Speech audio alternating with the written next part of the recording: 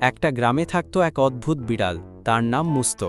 অন্য বিড়ালরা যখন দুপুরবেলা আরাম করে রোদ পোহাত, মুস্ত তখন খালি গায়ে দাঁড়িয়ে ডম্বেল নিয়ে ব্যায়াম করত।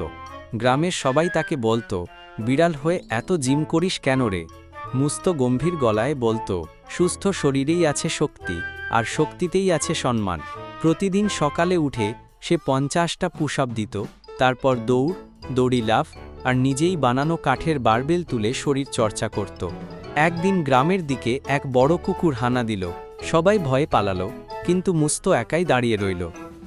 কুকুর গর্জন করে এগিয়ে এলো, আর মুস্ত শান্তভাবে বলল, তুই জানিস না আমি কে? আমি মুস্ত, বডি বিল্ডার বিড়াল। তারপর এক লাফে গিয়ে কুকুরের সামনে গর্জন করে বলল, এটা আমার এলাকা। কুকুর ভয়ে দৌড় দিয়ে পালালো।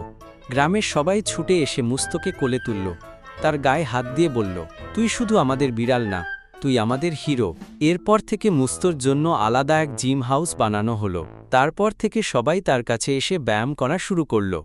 যদি এই গল্পটি ভালো লেগে থাকে তাহলে লাইক, কমেন্ট, শেয়ার এবং সাবস্ক্রাইব করতে ভুলবেন না যেন।